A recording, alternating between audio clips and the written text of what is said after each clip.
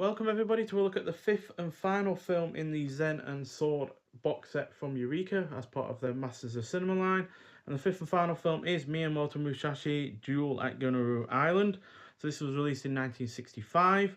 Once again, a mix of samurai drama and action, although I will say the action is a little bit less so this time around than it was in the previous film. Does clock in at 120 minutes long, but there is about 10 and a half minutes of credits and recap of the previous four films. So even though it is, technically the second longest, it is more well in line with the likes of the first film, which was 110 minutes on the dot. So yeah, that's just a bit of a information there in case you're wondering how long this is actually going to be for you. So yeah, prior cast members do return, which also includes the likes of Rentaro Mikuni, who was a prominent role did have a prominent role in the first film as the priest. Much more substantial role in this one than in either of the previous ones. I think even in the fourth and the third one, he wasn't really in it. And you also have joining the cast Chizo Katakoa, who was also in Bloody Spear at Mount Fuji, which is one of two films outside of this series that I've seen from the director before.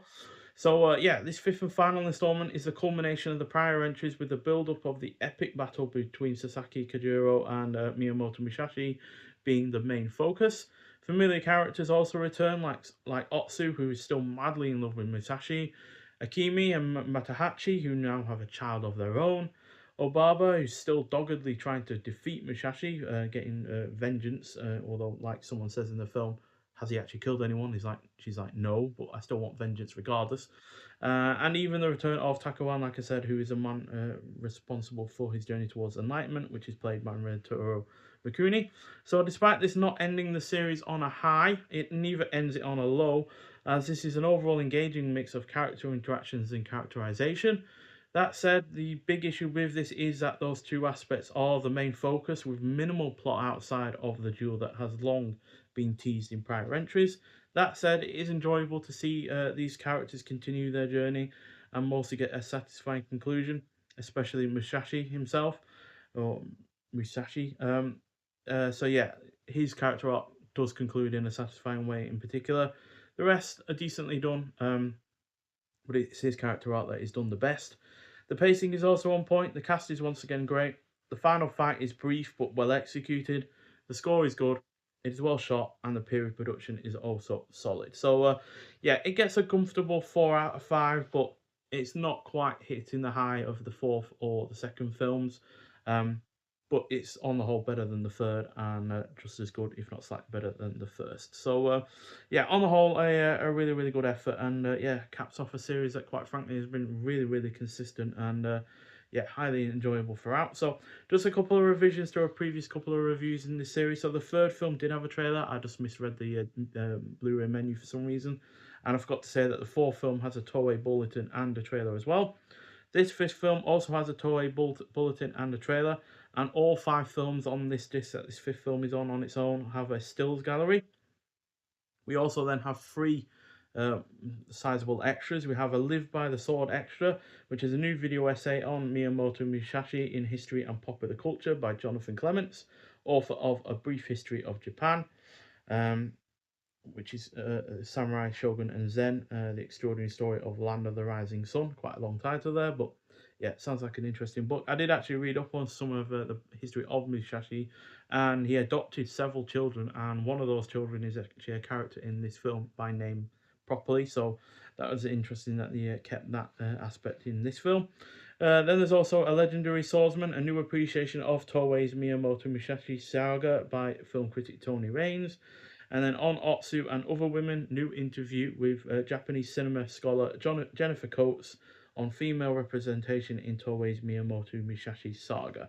So yeah, a decent amount of extras there on this disc. Obviously, not all of them are just specific to the film itself, more broadly about the series on the whole.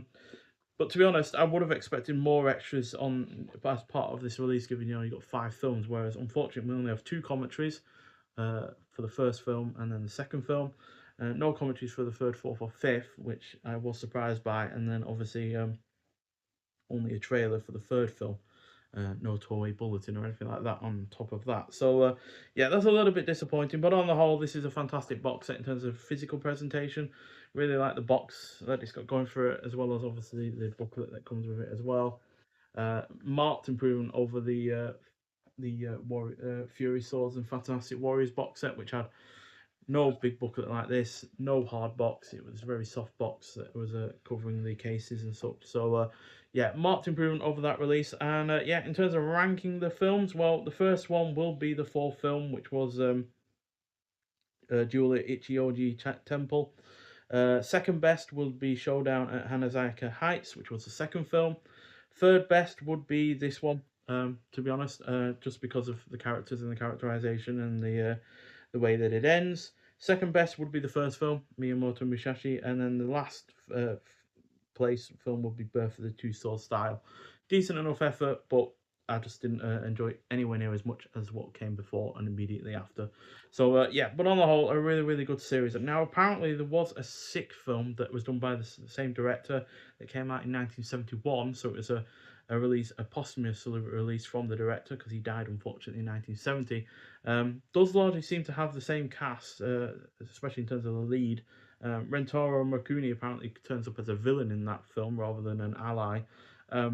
But the reviews I've seen from it seem that it's pretty poor, and that's probably why it's not been included in this release, or maybe Eureka just couldn't get a hold of it. But to be honest, I'm kind of glad that it's not part of this release if it's as bad as some people have said it is, because it would have kind of tarnished what is otherwise a really, really consistent set. You know, 3 4 out of 5 films, 2 4.5-star films.